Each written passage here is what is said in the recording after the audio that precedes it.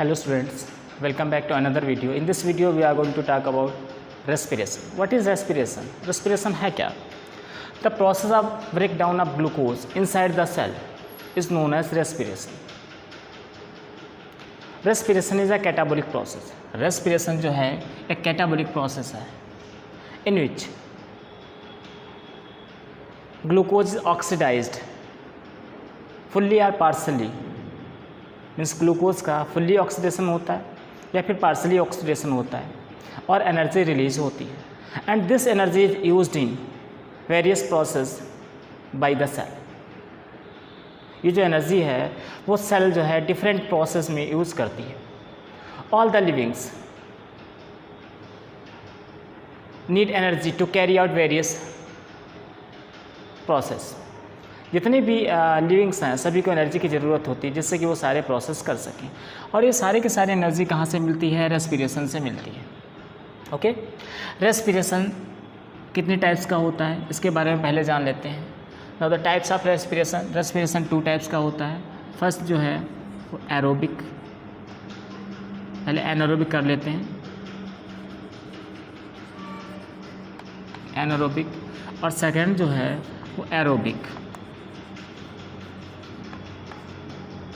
Anaerobic respiration क्या है? The process of respiration in which oxygen does not involve in the oxidation of glucose और you can say that the process of respiration in which oxygen is not used is known as anaerobic respiration. Means anaerobic respiration वो process जिसमें glucose के breakdown में या oxidation में oxygen का use नहीं होता है, यानी ऑक्सीजन यूज नहीं होती है. This process is known as anaerobic respiration. इस प्रोसेस को एनारोबिक रेस्पिरेशन कहते हैं. ओके, ऑक्सीजन की एब्सेंस में ग्लूकोज जो है ग्लूकोज एथिल अल्कोहल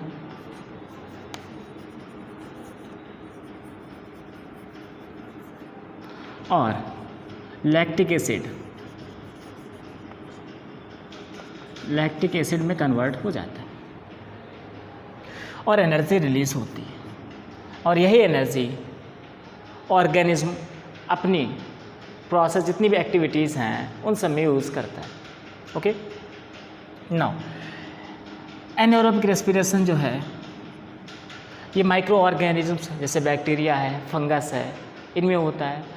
और कुछ जर्मिनेटिंग सीड्स, जब सीड जर्मिनेट कर रहे होते हैं they carry out anaerobic respiration and some worm parasitic worms also carry out anaerobic respiration. यानी कुछ पैरासिटिक वर्म्स जो कि प्लेटीहेल्मिन्थीज के मेंबर्स हैं उनमें भी एनारोबिक रेस्पिरेशन होता है. दे प्रोड्यूस या they absorb energy by the anaerobic process. वो एनारोबिक प्रोसेस से जो एनर्जी है उसको अब्जॉर्ब करते हैं. ओके, सब मैमेलियन सेल्स, कुछ मैमेलियन सेल्स हैं. इंपॉर्टेंट पॉइंट है मैमेलियन सेल्स जैसे स्केलेटन सेल या स्केलेटल मसल्स बोल सकते हैं, स्केलेटल मसल्स और एरिथ्रोसाइट्स यानी आरबीसीज. इनमें जो है एनारोबिक रेस्पिरेशन होता है. Means some mammalian cells like skeletal muscles and RBCs means erythrocytes carry out anaerobic respiration. But in mammalians, the anaerobic respiration is differ from microorganism, or you can say that simple anaerobic respiration. Means जो common anaerobic respiration होता है उससे mammalians में differ होता है. Anaerobic respiration is also known as fermentation.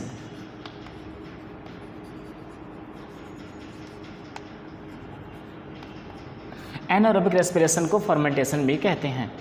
अब यहाँ पर हम देख लेते हैं, पहले ये समझ लेते हैं कि एनारोबिक रेस्पिरेशन मैमेलियन सेल्स में यानी स्केलेटल मसल्स और आरबीसीज में किस तरीके से होता है और किस तरीके से micro organisms such as bacteria, fungi and genetic seeds में एनारोबिक रेस्पिरेशन होता है.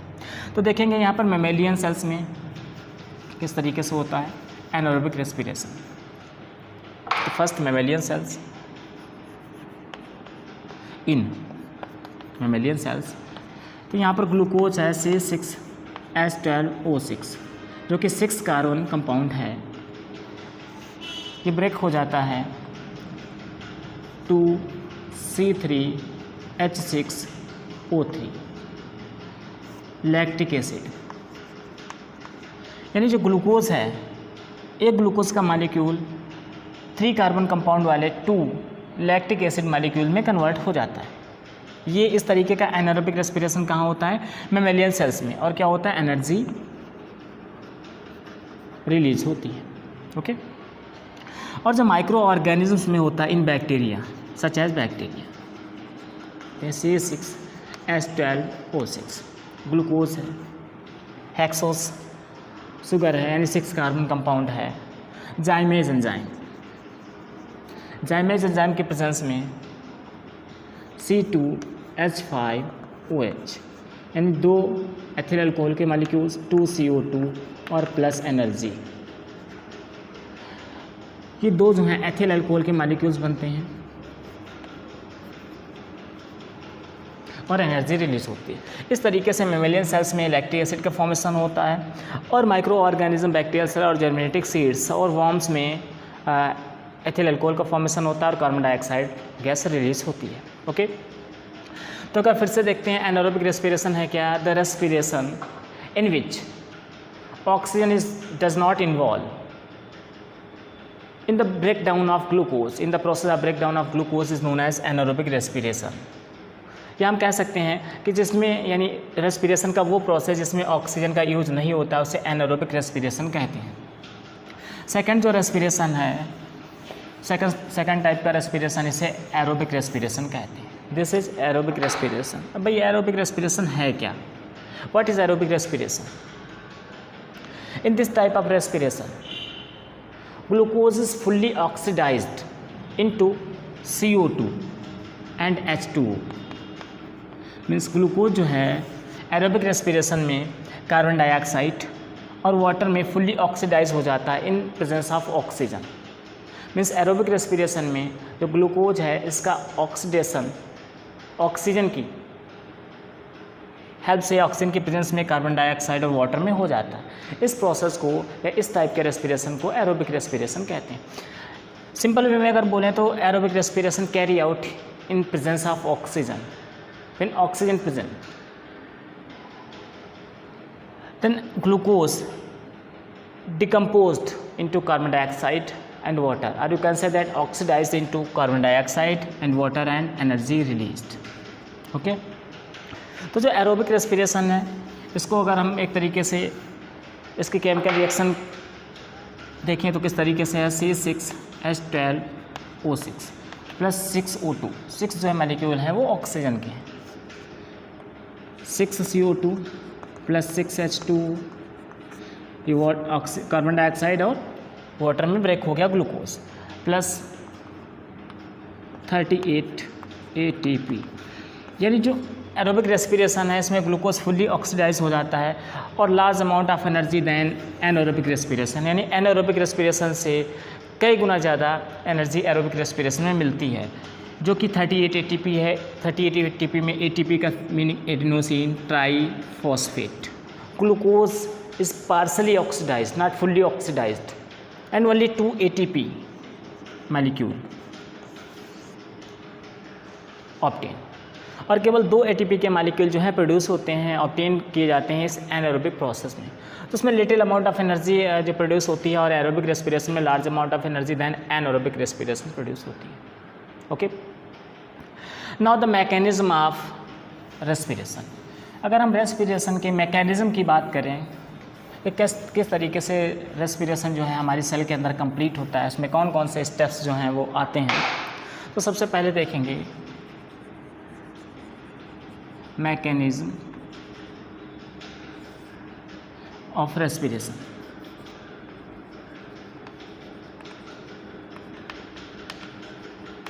मैकेनिज्म ऑफ रेस्पिरेशन, तो मैकेनिज्म ऑफ रेस्पिरेशन जो है इसको यानी 2 मेन स्टेप्स में डिवाइड किया गया है। फर्स्ट जो है वो आपका ग्लाइकोलाइसिस है,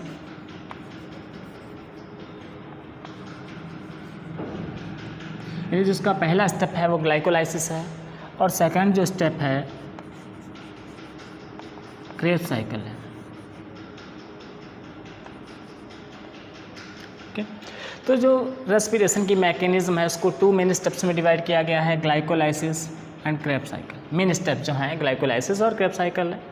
इसमें जो पहला स्टेप है इसके बारे में हम स्टडी करते हैं, ग्लाइकोलाइसिस है क्या, व्हाट इज़ ग्लाइकोलाइसिस। तो देखते हैं यहाँ पर ग्लाइकोलाइसिस जैसे मीनिंग से पता चल रहा है, ग्लाइकोज मीन्स शुगर और लाइसिस मीन्स स्प्लिटिंग, टूटना। ब्रेक डाउन ऑफ ग्लूकोज, तो भाई ग्लाइकोलाइसिस है क्या, इसको एक तरीके से अगर शॉर्ट व्यू में देखें तो ग्लाइकोलाइसिस में देखेंगे C6H12O6 पायरुविक एसिड में कन्वर्ट हुई। ये 6 कार्बन कंपाउंड है, एक मॉलिक्यूल है, यहाँ पर 2 मॉलिक्यूल 3 कार्बन कंपाउंड है, यहाँ पर 3C लिखते हैं, 3 कार्बन कंपाउंड मॉलिक्यूल्स हैं। इसमें जो है इस प्रोसेस में 2 ATP मॉलिक्यूल मिलते हैं, ADP मिलते हैं यहाँ पर ATP, और यहाँ पर NAD प्लस यानी रिड्यूसिंग कंपाउंड जो है रिड्यूस हो जाता है, इसमें NADH और प्लस H प्लस में। ओके, अब यहाँ से अगर कंडीशन जो हैं एनारोबिक हैं, अगर कंडीशंस एनारोबिक हैं तो ये जो पायरुविक एसिड है इससे बनेगा एथिल अल्कोहल,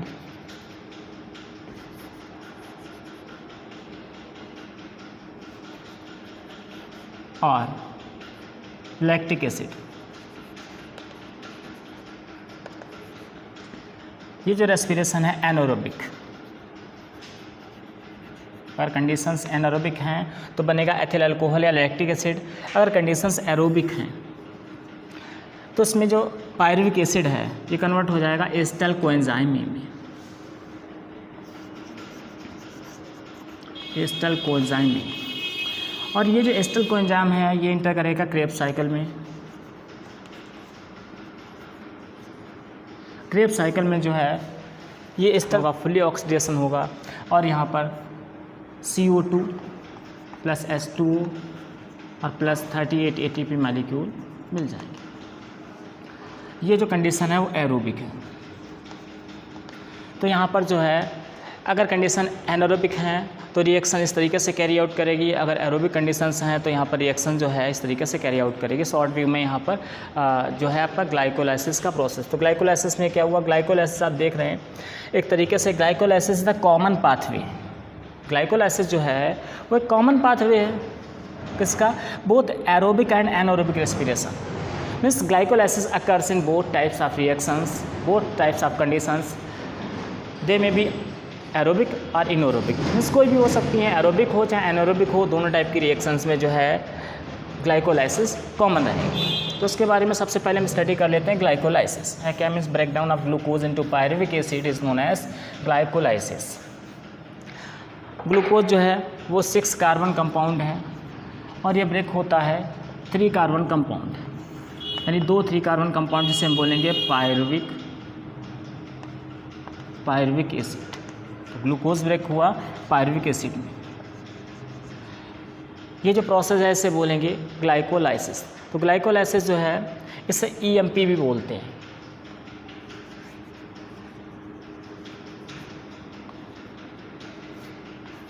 EMP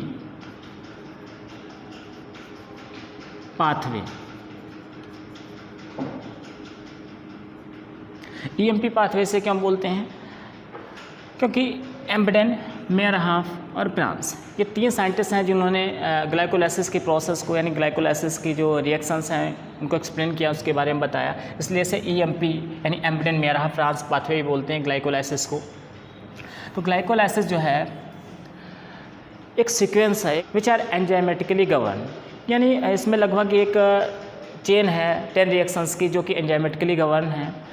तो इस पूरे प्रोसेस यानी ग्लाइकोलाइसिस के पूरे प्रोसेस को स्टेप बाय स्टेप हम स्टडी करते हैं, यानी इसमें कौन कौन से स्टेप्स आते हैं।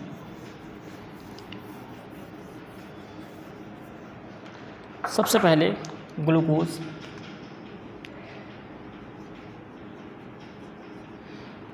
जो है 6 कार्बन का, 6 हम यहाँ पे लिखे दे रहे हैं। ग्लूकोज जो है ब्रेक होता है यहाँ पर है हेक्सोकाइनेज। हेक्सोकाइनेज एंजाइम के प्रेजेंस में ब्रेक होता है ग्लूकोज 6 फॉस्फेट में, ग्लूकोज 6 फॉस्फेट। शॉर्ट फॉर्म में लिख ले रहे हैं, ग्लूकोज 6 फॉस्फेट में कन्वर्ट हो जाता है। इस स्टेप को बोलते हैं फॉस्फोराइलेशन फर्स्ट।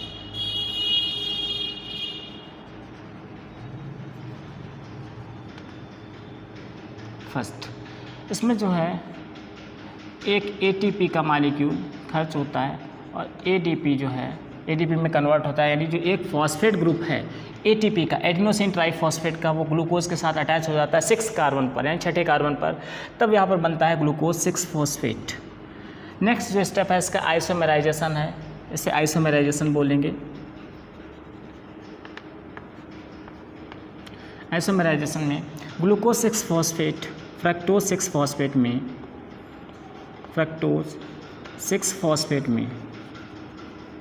कन्वर्ट हो जाता है। यहाँ पर जो एंजाइम है ग्लूकोफॉस्फोआइसोमेरेज,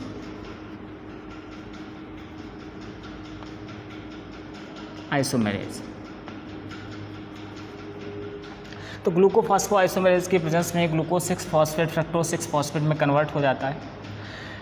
अब यहाँ से फिर नेक्स्ट स्टेप जो है, फिर से यहाँ पर एक ATP का मॉलिक्यूल खर्च होता है और यहाँ पर ADP बनती है, यानी एक ATP का फॉस्फेट ग्रुप फिर से फ्रक्टोज के साथ जुड़ता है, बनता है यहाँ पर फ्रक्टोज 1,6 बाईफॉस्फेट। फ्रक्टोज 1,6 बाईफॉस्फेट बनता है। इसमें जो एंजाइम है उसका नाम है फॉस्फोफ्रक्टोकाइनेज।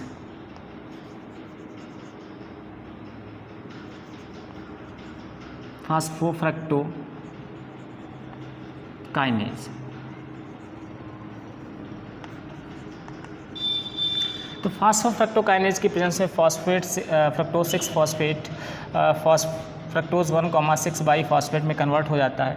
इस प्रोसेस को बोलेंगे फॉस्फोराइलेशन सेकेंड।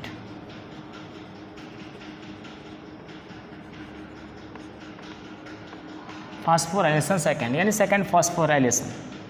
ओके, अब यहाँ पर जो फ्रक्टोज 1,6 बाईफॉस्फेट है इसका क्लीवेज होता है, यानी ये 3 कार्बन कंपाउंड मॉलिक्यूल में टूटता है। अभी तक सारे कंपाउंड जो हैं वो 6 कार्बन मॉलिक्यूल हैं, सभी में 6 कार्बन है, लेकिन ये जो फ्रक्टोज 1,6 बाईफॉस्फेट है ये यहाँ से 2 कंपाउंड में ब्रेक होता है। एक का नाम है dihydroxy acetone phosphate, short form में से लिखे तो DHAP।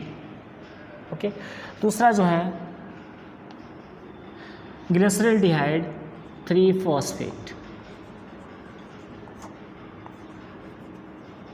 यानी ग्लिसरॉल्डिहाइड 3 फॉस्फेट और डाईहाइड्रोक्सी एसीटोन फॉस्फेट में ब्रेक हो जाता है फ्रक्टोज 1,6 बाईफॉस्फेट।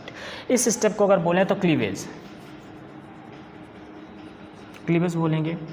यहाँ पर जो एंजाइम है जो इस रिएक्शन को कैरी आउट करता है एल्डोलेज।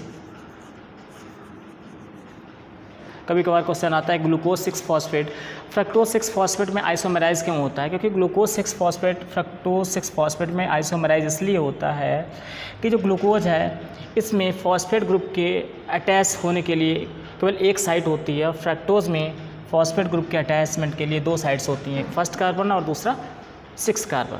ओके, नाउ ये जो दोनों मॉलिक्यूल्स हैं ये आपस में इंटरचेंजेबल होते हैं, इंटर कन्वर्जेबल होते हैं। डाईहाइड्रोक्सी एसीटोन फॉस्फेट और ग्लिसरॉल्डिहाइड 3 फॉस्फेट दोनों आपस में आइसोमर्स हैं, जो कि यहाँ पर इस रिएक्शन में जो नेक्स्ट स्टेप में इंटर करते हैं वो ग्लिसरॉल्डिहाइड 3 फॉस्फेट के फॉर्म में इंटर करते हैं। एक एंजाइम है जिसका नाम है ट्रायोज फॉस्फेट आइसोमरेज। यहाँ पर ट्रायोज फॉस्फेट आइसोमेरेज की प्रेजेंस में ये जो डाईहाइड्रोक्सी एसीटोन फॉस्फेट है ये भी ग्लिसरॉल्डिहाइड 3 फॉस्फेट में इंटर करता है, और यहाँ से 3 कार्बन कंपाउंड यानी 3 कार्बन कंपाउंड 2 मॉलिक्यूल्स यानी 2 मॉलिक्यूल्स जो हैं वो नेक्स्ट हमारे स्टेप में चेन में इंटर करते हैं और स्टेप बाय स्टेप आगे बढ़ते हैं। तो अभी तक हमने देखा कि अभी यहाँ तक जो है हमारा एक कंपाउंड था और यहाँ से 2-3 कार्बन कंपाउंड है, 3 कार्बन कंपाउंड 2 कंपाउंड से जिनमें 3 कार्बन्स हैं। तो इसमें दोनों कंपाउंड्स उनका नाम है ग्लिसरॉल्डिहाइड 3 फॉस्फेट। अब ग्लिसरॉल्डिहाइड 3 फॉस्फेट जो है वो यहाँ पर कन्वर्ट होता जाके है 1,3 बाई फास्फोग्लिसरेट। 1,3 बाई फास्फोग्लिसरेट में कन्वर्ट होता है। यहाँ पर जो एंजाइम है इसका नाम है ग्लिसरल्डिहाइड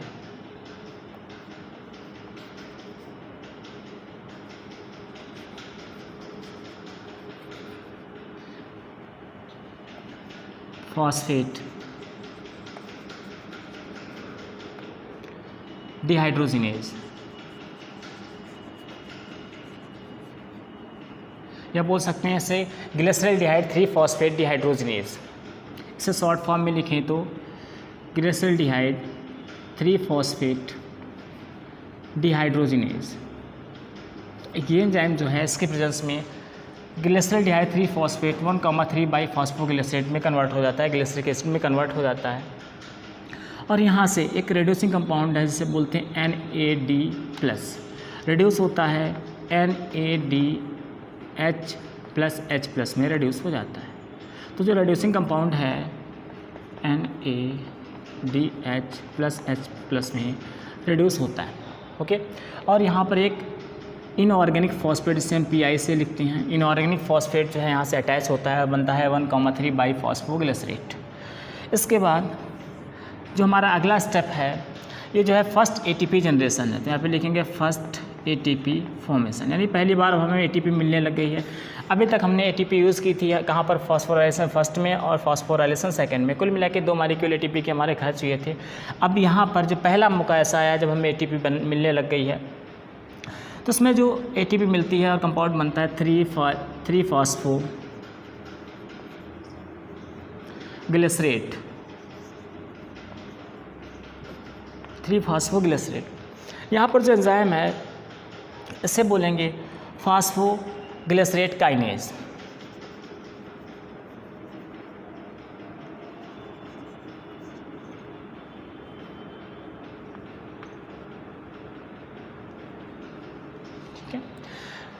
फास्फोग्लिसरेट काइनेज या हम केवल काइनेज के नाम से बोल सकते हैं। तो यहाँ पर फास्फोग्लिसरेट काइनेज जो है इसकी प्रेजेंस में 1,3 बाई फास्फोग्लिसरेट कन्वर्ट हो जाता है 3 फास्फोग्लिसरेट में। अब 3 फास्फोग्लिसरेट जो है फिर से कन्वर्ट होता है 2 फास्फोग्लिसरेट में। 2 फास्फोग्लिसरेट में इस प्रोसेस को बोलते हैं रीअरेंजमेंट।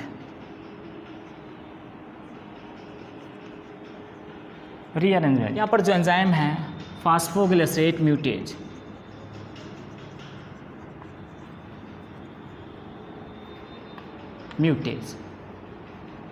यानी फास्फोग्लिसरेट म्यूटेज या म्यूटेज बोल सकते हैं। म्यूटेज एंजाइम के प्रेजेंस में 3 फास्फोग्लिसरेट 2 फास्फोग्लिसरेट में आइसोमराइज हो जाता है, इसका रीअरेंजमेंट हो जाता है।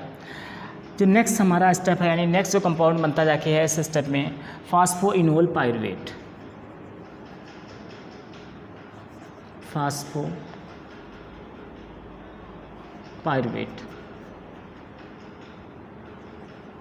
फास्फोइनोल पायरुवेट जो है हमारा नेक्स्ट कंपाउंड ऑब्टेन होता है, वो किससे बनता है 2 फास्फोग्लिसरेट से। यहाँ पर जो एंजाइम होता है उससे बोलते हैं इनोलेज। इनोलेज एंजाइम के प्रेजेंस में 2 फास्फोग्लिसरेट फास्फोइनोल पायरुवेट में कन्वर्ट हो जाता है। और जो हमारा लास्ट स्टेप है यहाँ पर देख लेते हैं लास्ट स्टेप को इस तरीके से। जो हमारा फास्फोइनोल पायरुवेट है ये कन्वर्ट हो जाता है पायरुविक एसिड में। और यहाँ पर हमें फिर से ATP यानी यहाँ से ADP हम डालेंगे और हमें ATP मिल जाएगी। ओके, ADP डालेंगे, ATP मिल जाएगी। और यहाँ पर जो एंजाइम है उसे बोलेंगे काइनेज। तो काइनेज एंजाइम के प्रेजेंस में जो फास्फोइनोल पायरुवेट है वो पायरुविक एसिड में कन्वर्ट हो जाता है। ओके, यहाँ पर तो इस प्रोसेस में हम देख सकते हैं सबसे पहले यहाँ पर ATP जो है वो खर्च हुई, 2 मॉलिक्यूल ATP के खर्च हुए। इसके बाद में हमारा जो पहला ATP जनरेशन स्टेप था इसमें हम ADP से हमें 2 मॉलिक्यूल ATP के मिल गए। क्योंकि यहाँ पर 2 मालिक्यूल्स चल रहे हैं 3 कार्बन कंपाउंड के, तो यहाँ पर 2 ATP मालिक्यूल मिले और लास्ट में हमें 2 ATP के मालिक्यूल मिले। इस तरीके से इस रिएक्शन में टोटल 4 ATP मालिक्यूल्स मिल गए और पहले ही हम ऑलरेडी इस रिएक्शन में जो है 2 ATP मालिक्यूल इन्वेस्ट कर चुके हैं, तो ओवरऑल जो गेन हुआ वो 2 ATP मालिक्यूल्स हुआ। इसका जो पहला स्टेप है ग्लूकोज 6 कार्बन मालिक्यूल है। ग्लूकोज जो है लास्ट में पायरुविक एसिड में कन्वर्ट हो जाता है जो कि 3 कार्बन कंपाउंड है। अगर पायरुविक एसिड की बात करें तो इसका CH3COCOOH यानी 3 कार्बन कंपाउंड, 3 कार्बन जो हैं पायरुविक एसिड में है तो पायरुविक एसिड के 2 मालिक्यूल्स बनते हैं। अगर कंडीशंस एरोबिक हैं तो ये जो पायरुविक एसिड है एस्टर यानी कोएंजाइम ए के साथ मिलकर एस्टर कोएंजाइम ए बनाता है और केप साइकिल में इंटर करता है। अगर कंडीशंस एनारोबिक है तो पायरुविक एसिड जो है इसका पार्सली यानी इसका कन्वर्जन जो है वो एथिल अल्कोहल या फिर लैक्टिक एसिड में हो जाता है और एनर्जी रिलीज़ होती है।